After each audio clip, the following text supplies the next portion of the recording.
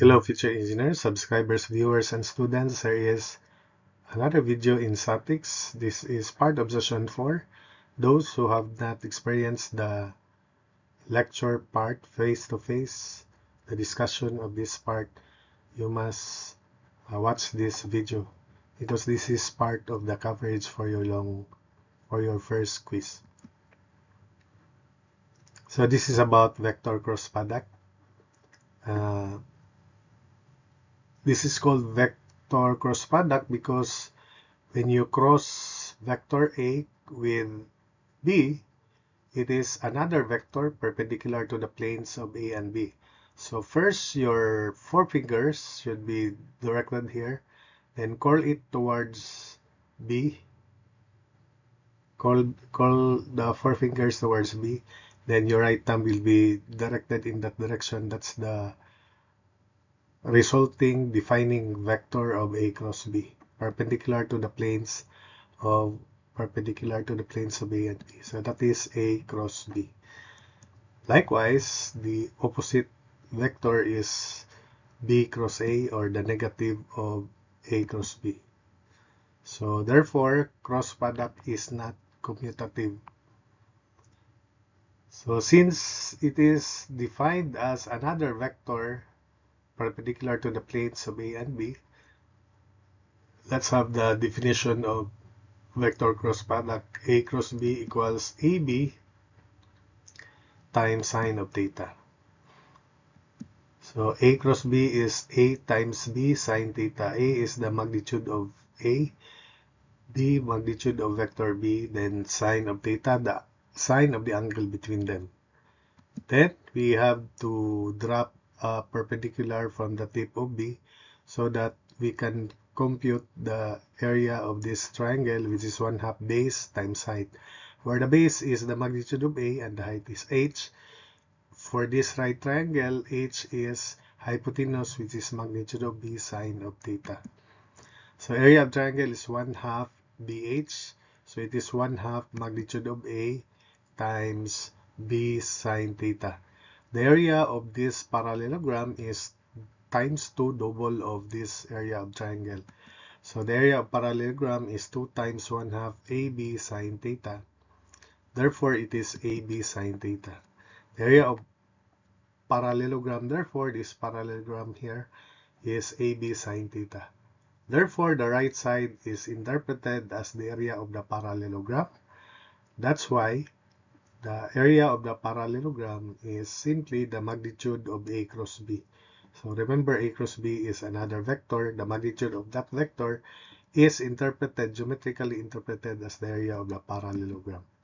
So area of parallelogram is the magnitude of A cross B, or absolute value of A cross B. Now let's expand A cross B. So we have here the unit vectors I, J, and K. So likewise, we use right thumb rule. First, point your forefingers towards I, then curl them towards J.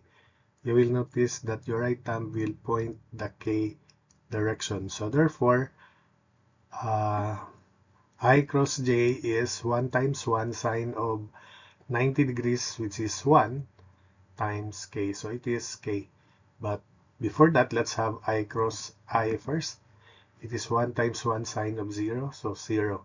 So take note that the angle between I and I is 0 and sine of 0 is 0. So it is 0. J cross J is also 0. And K cross K is equal to 0. Remember, in that product, I dot I is 1, J dot J is 1, and K dot K is 1. But in cross product, 0. So we have I cross J. So your forefingers pointing the I direction, then curl them towards the J direction. Then your right thumb will point the K direction. Therefore, I cross J is equal to 1 times 1 sine of 90, which is 1, times K. So it is K. I cross J equals K. And J cross I is negative K by this definition here. Then J cross K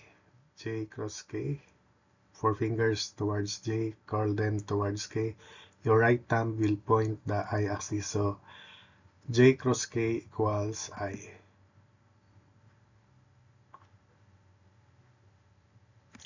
While K cross J is negative I. Then finally, K cross I, four fingers towards K, curl them towards I. Your right thumb will point the J direction. So therefore, K cross I is 1 times 1 sine 90 times J.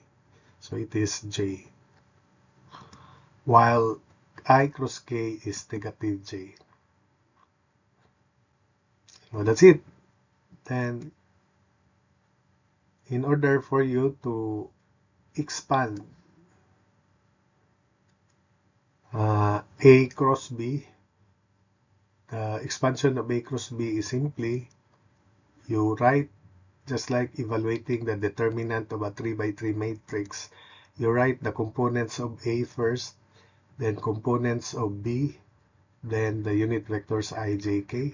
Copy the first two column elements, then expand. So take note that product of down to the right is positive, up to the right is negative. So that's the easiest way of expanding A cross B instead of remembering this. So again, A cross B, you write A as AXI plus AYJ plus AZK, and B, you write that as quantity cross B. B is BXI plus BYJ plus BZK. Then expand by by distributive law of multiplication over addition, and you can expand the value of A cross B instead of remembering this definition. So take note that A cross B is, the magnitude of A cross B is the area of this parallelogram. And if we have this rhomboid, base is the same, and we have this edge, let us say this is vector C, then we can compute the perpendicular distance between these two areas, two bases. And we will call that HR. The angle is beta between A cross B, which is the axis vector, and C, and that's perpendicular, so this is HR. So take note that HR is C cosine of beta. Try to consider this as a right triangle. So C, the hypotenuse, the magnitude of C, then times cosine of beta. We can find this if we dot A cross B with C. So A cross B dot C is magnitude of A cross B times magnitude of C times cosine of beta. Take note that this magnitude of A cross B is the area of the parallelogram. This C cosine beta is the height of this rhomboid, and the volume of rhomboid is area of the base times height. Therefore, the right side, the interpretation of A cross B dot C is this is the volume of rhomboid. So we have parabola times HR, so A cross B dot C is volume of rhomboid. So let's have a review. If we have a rectangular parallelepiped, the volume is area of the base, which is a rectangle, L, length times width, and times height, H. So volume equals L, the length, width, height. For this right circular cylinder of radius R, altitude H, the volume is area of the base times height, where the area of the base is a circle, pi r square times height H. So volume equals pi r square H. So that is pi r square H. Then for pyramid, this is a pyramid, the volume is 1/3 area of the triangle times height of the pyramid. So 1/3 of area of the triangle times height of the pyramid. And since the area of the triangle is 1/2 the area of the parallelogram, and the area of the parallelogram is the magnitude of A cross B, therefore, volume is 1/6 area of parallelogram times height of pyramid. And since area of parallelogram times height of pyramid is volume of rhomboid, therefore the volume of pyramid is 1/6 the volume of rhomboid. So 1/6, the result here, A cross B times C cosine beta, you divide that by 6, that's the volume of the pyramid. Then for a right circular cone, radius r, h, altitude h, volume is 1/3 area of the circle, pi r square times height. So that's why volume is pi r square h over 3.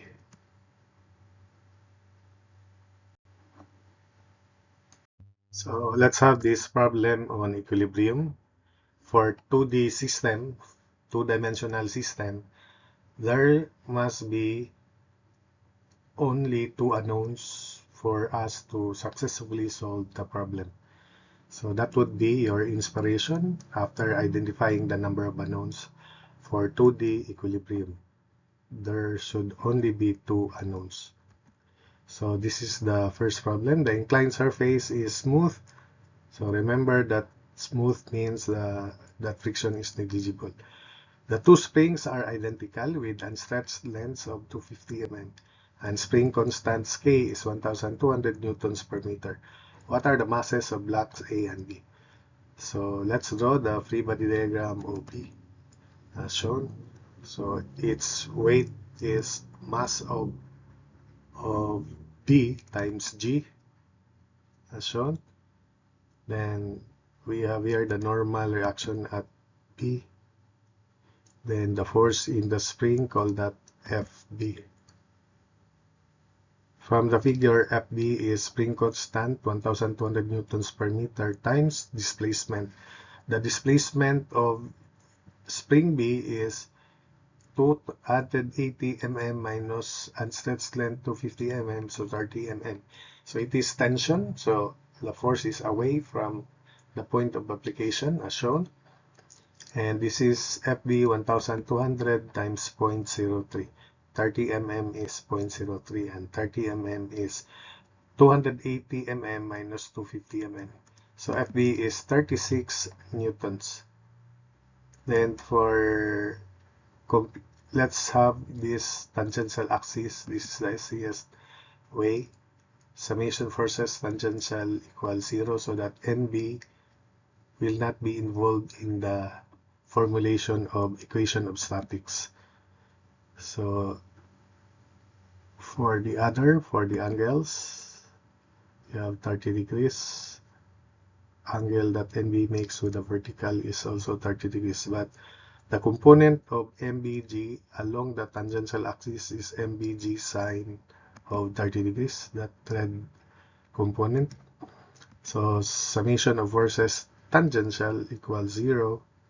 So we have MBG, G is 9.81 times sine 30 degrees, that's positive, minus FB, which is 36, equals 0.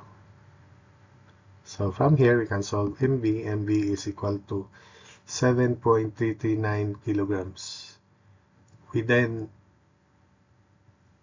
draw the free body diagram of A as shown.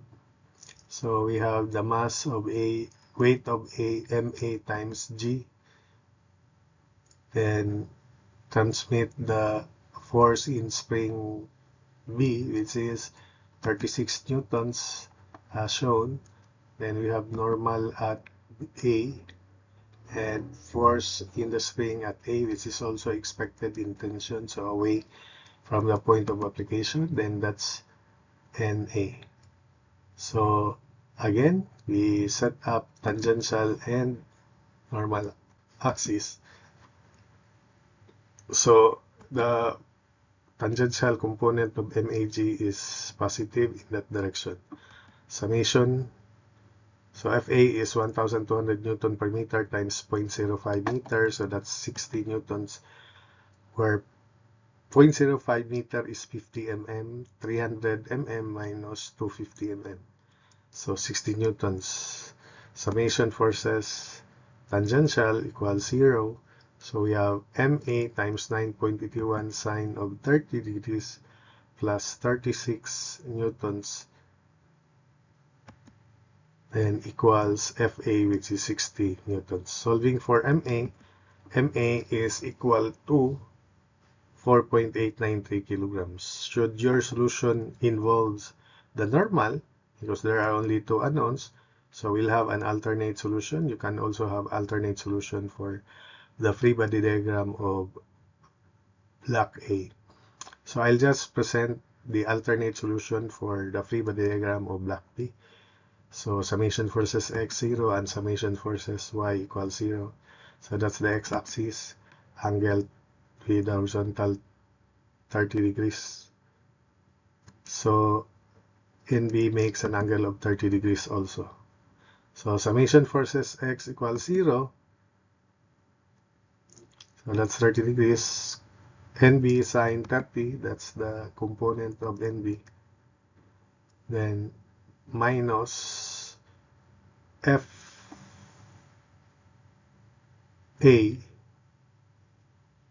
it's FB, which is 36 times cosine of 30 equals 0. Call that NB is equal to 36 square root of 3 newtons. 36 cosine 30 divided by sine 30 degrees. Summation forces y equals 0. And we have NB, which is 36 square root of 3 times cosine of 30. So 36 square root of 3 cosine of 30 plus FB, which is 36 sine of 30, then equals MBG, equals MB times 9.81. So from here, we can solve for MB. MB is equal to 7.339 kilograms.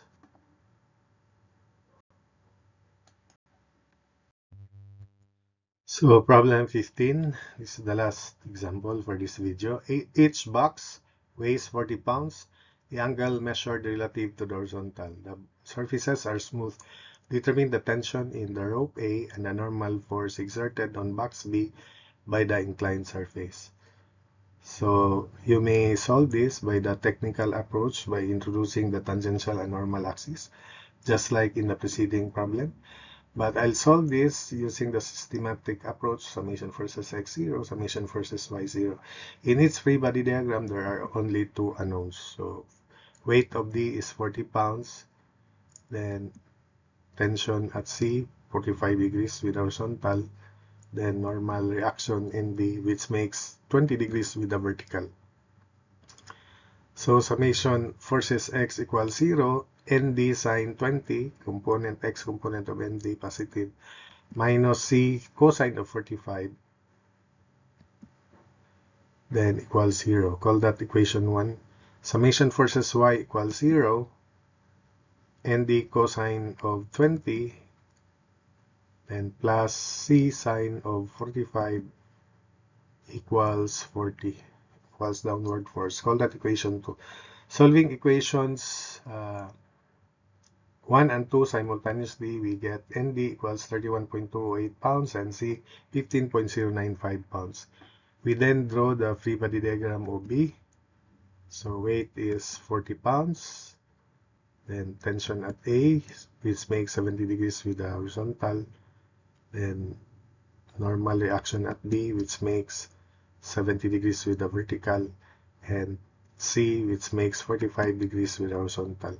So summation forces x equals 0, NB sine of 70 degrees plus C, which is 15.095 cosine 45 minus A cosine of 70 degrees equals 0. Simplifying, NB sine of 70 degrees plus minus A cosine 70 degrees equals negative 10.674. Call that equation 3. Summation forces y equals 0. So we have NB cosine 70 degrees plus A cosine of A sine of 70 degrees upward equals downward forces 40 and the vertical component of C 15.095 sine of 45. Combining this, NB cosine 70 degrees plus A sine of 70 degrees equals 50.674. Call that equation 4. Solving equations 3 and 4 by your high-tech calculator, we obtain NB equals 7.301 pounds and A equals 51.27 pounds. So that's it for this video.